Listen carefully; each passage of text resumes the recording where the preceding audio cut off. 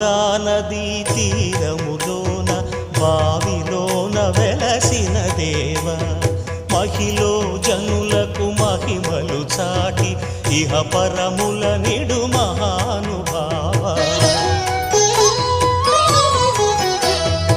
ఇష్టమైనది వదిలిన నీకడ ఇష్టకామ్యములు తీర్చే గణపతి